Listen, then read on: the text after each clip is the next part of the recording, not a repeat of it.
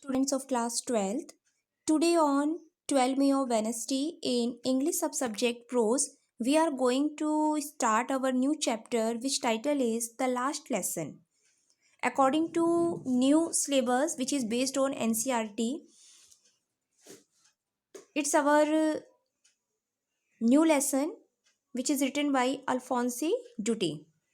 Because syllabus is new, so we must be try to understand all the part by new method. So every chapter will be covered by 5 topics.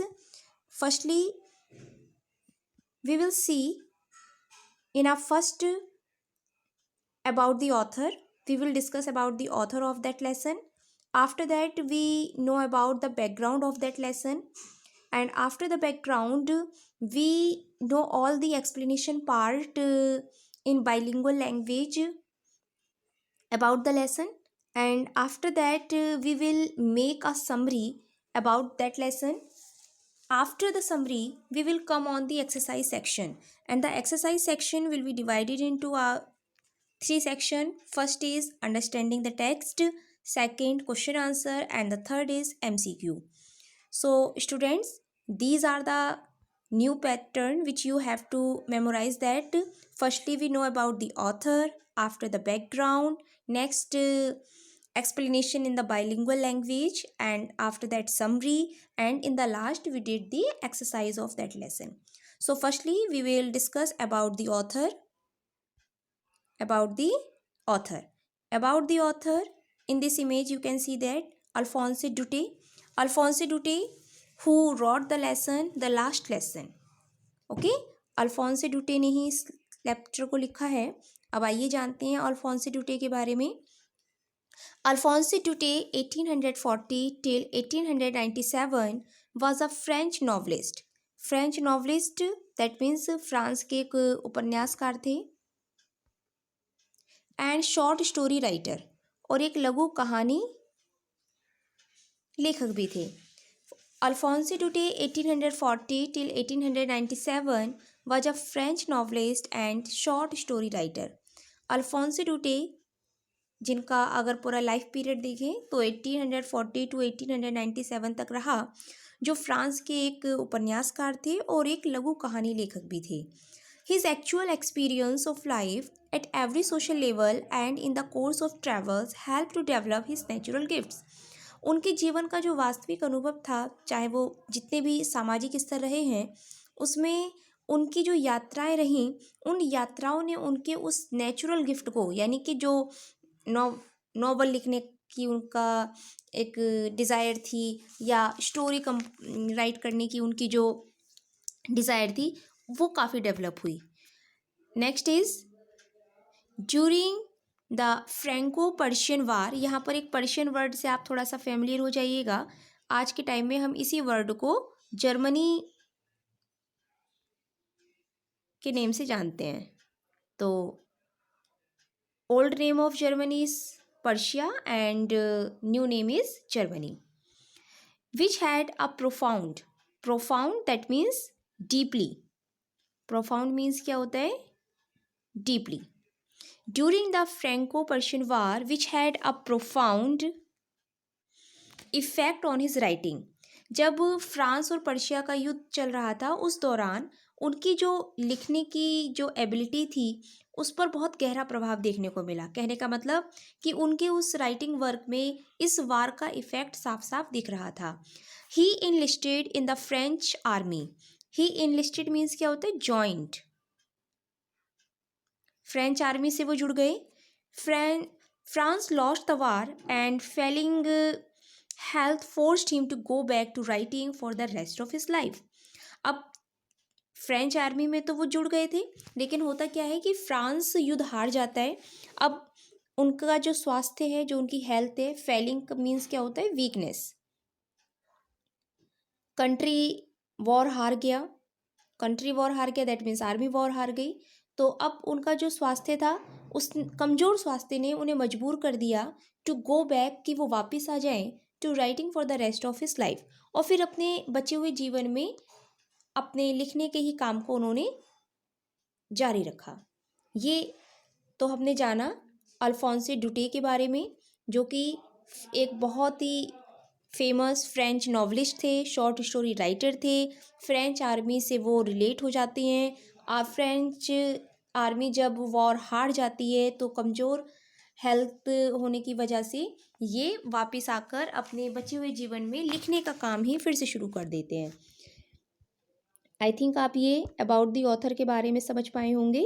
अब हम थोड़ा सा background जान लेते हैं कि ये लेसन की एक्चुअल में थीम क्या है। अब अगर हम थीम या बैकग्राउंड पर पहुँचें तो सबसे पहले तो आप नेम से थोड़ा सा समझ पा रहे होंगे, द लास्ट लेसन, है ना। लास्ट लेसन मतलब हमारे वो लेसन जो हमारी लाइफ का लास्ट है, अंतिम है, उसके आगे कोई और लेसन नहीं हो सकता। ऐसा क्यों राइटर ने द लास्ट लेसन इसका टाइटल रखा है, चलिए आइए जानते हैं। आप ये इमेज, सेकंड इमेज और देख रहे होंगे, ये इमेज है ओटो वन बिस्मार्क की, जिसको बहुत ही क्रिएटिव पॉलिटिक्स पर्सन माना जाता है। आइए जानते हैं इसका यहाँ पर क्यों हम देख रहे हैं, एक बहुत ही टैलेंटेड पर्सन में से आते हैं। The last lesson is set in the days of Franco Persian war 1870 till 1871। The last lesson उन दिनों लिखा गया था जब फ्रांस और पर्शिया के बीच में 1870 टू 1871 के बीच में एक युद्ध चल रहा था। तो आप समझ पा रहे होंगे कि ये जो चैप्टर है ये उस वार टाइम पीरियड से रिलेट करता है, in which France was defeated by Persia lead by Bismarck. तो उस समय क्या होता है, फ्रांस पर्शिया के द्वारा हार जाता है और पर्शिया को लीड कौन कर रहा था, बिस्मार्क, ओटो वन बिस्मार्क, जिसकी इमेज आप यहाँ पर देख पा रहे हैं। ओटो वन बिस्मार्क जो कि पर्शिया को लीड कर रहे थे। पर्शिया से आप समझ पा रहे होंगे ना, पर्शिया न्यू नेम क्या है, Germany. Okay, next, the French districts of Alsace and Lauren.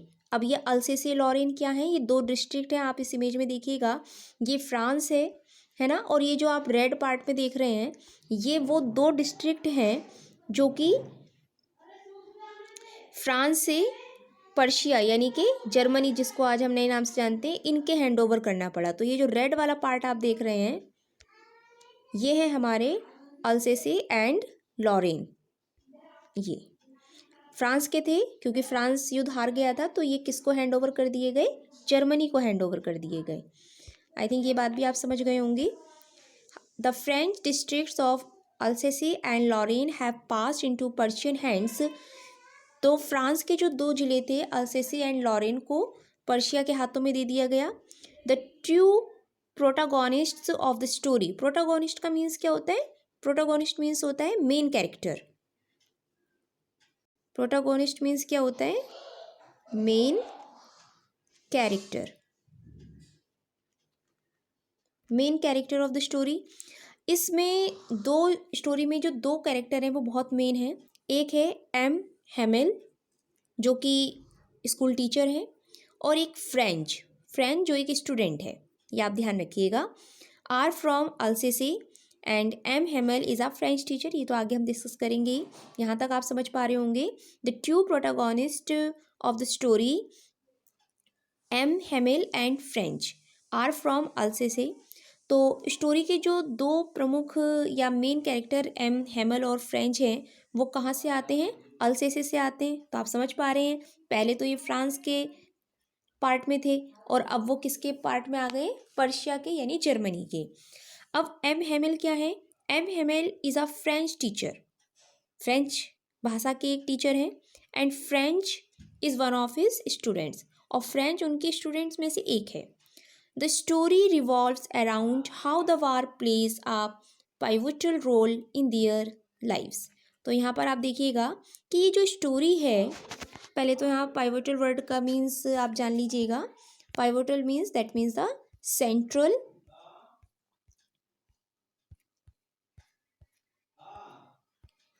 pivotal that means central या फिर बेसिक। ओके, तो the story revolves around how the war plays a pivotal role in their lives. ये कहानी इसी चीज़ को बताती है कि कैसे युद्ध ने उनके जीवन में एक बहुत ही इम्पॉर्टेंट रोल प्ले किया था, सेंट्रल रोल प्ले किया था। तो आई थिंक बैकग्राउंड से आप समझ पा रहे हैं कि ये एक फ्रेंच पर्शियन वार टाइम पीरियड की लिखी गई है, जिसमें अल्सेसे और लॉरेन दो ऐसे डिस्ट्रिक्ट थे फ्रांस के जो कि पर्शिया को दे दिए गए, दैट मीन्स जर्मनी को दे दिए गए। और इन्हीं दो डिस्ट्रिक्ट में से एक अल्सेसे डिस्ट्रिक्ट है जहाँ पर एक टीचर हैं एम हेमिल एंड फ्रेंच, जो कि एक स्टूडेंट हैं। दोनों के ही राउंड ऑफ ये स्टोरी मूव करेगी। अब वो स्टोरी क्या है वो तो हम जब एक्सप्लेनेशन पार्ट पे स्टार्ट करने जाएंगे तो आप समझ पाएंगे। आई थिंक 2 पॉइंट आपके क्लियर हो गए होंगे, एक तो अबाउट द ऑथर और सेकंड बैकग्राउंड। अब जो एक्सप्लेनेशन वाला पार्ट है वो हम बाइलिंगुअल सेक्शन में देखेंगे, मतलब जो भी हमारा टोटल लेसन है उसको इंग्लिश टू हिंदी हम समझने की कोशिश करेंगे।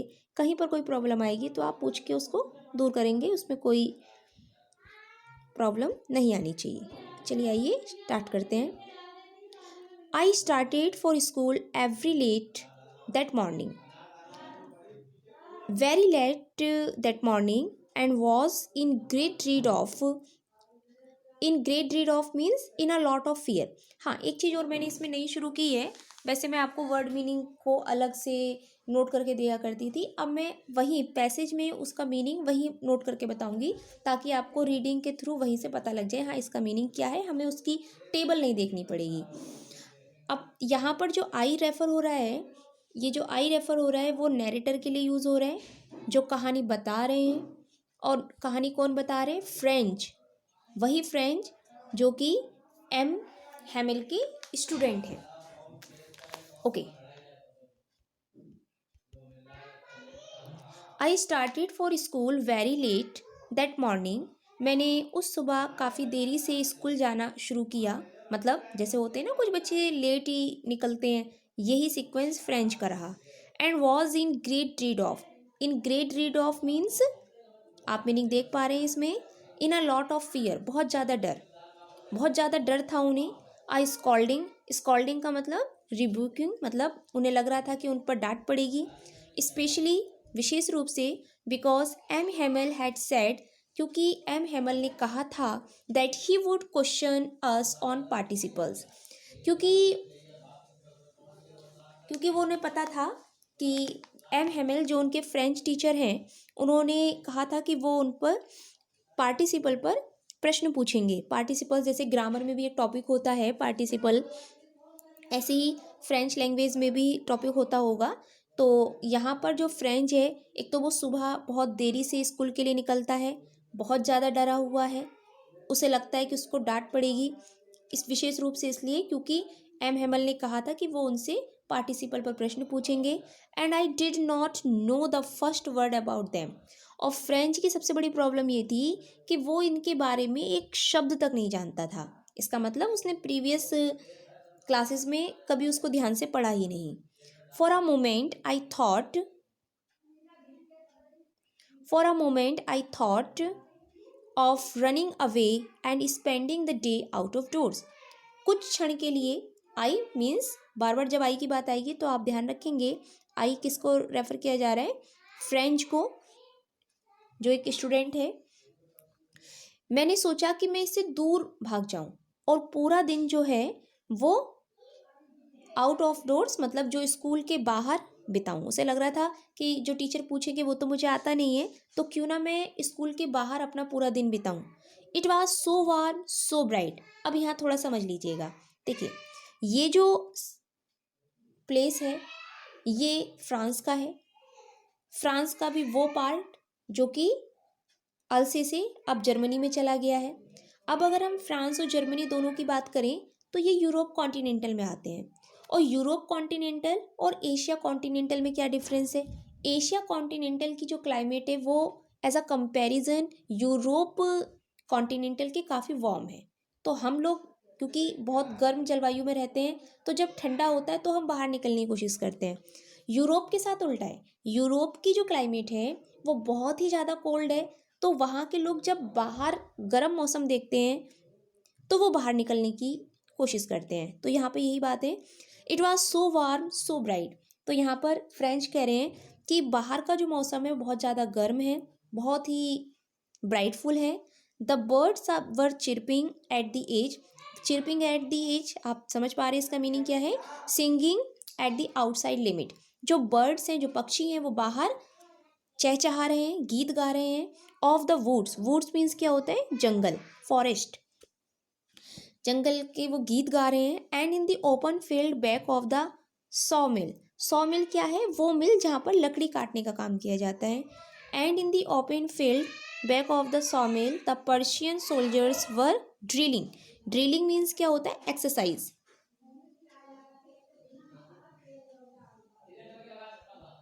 क्या होता है? एक्सरसाइज। आपने देखा होगा कि हमारे स्कूल में भी जब रैली वगैरह निकाली जाती है तो ड्रम, तमाम तरह के इक्विपमेंट्स के बेस पर उनकी हेल्प से कदम ताल कराई जाती है। सेम वैसे ही एक्सरसाइज की बात यहाँ की जा रही है। क्या कह रहे हैं? And in the open field back of the सॉमिल the Persian soldiers were drilling. लकड़ी काटने की मिल के पीछे जो खुला मैदान था, वहाँ पर जो पर्शिया के सैनिक थे वो अभ्यास कर रहे थे। It was all much more tempting. Tempting means क्या होता है? अट्रैक्टिव। मतलब जो चीज़ आपको अट्रैक्ट करे। मान लीजिए आप भी देखते हैं, क्लास में आप बैठे होते हैं, बाहर कोई ऐसी एक्टिविटी होती है जिसमें बहुत ज़्यादा शोर के साथ कुछ निकल रहा है, तो उस शोर का इफ़ेक्ट और डाइवर्जन हम देखते हैं वहाँ पर। Then the rule for participles. तो यहाँ पर जो फ्रेंच है उसको क्लास में बैठ के पार्टिसिपल्स के रूल की कंपैरिजन में वो शोर जो पर्शियन सोल्जर्स के थ्रू किया जा रहा था वो ज़्यादा अट्रैक्ट करता था। But I had the strength to resist. Strength to resist means control over self, मतलब अपने आप पर नियंत्रण। Strength to resist and hurried off that means ran more, या फिर हम क्विकली कह सकते हैं टू स्कूल।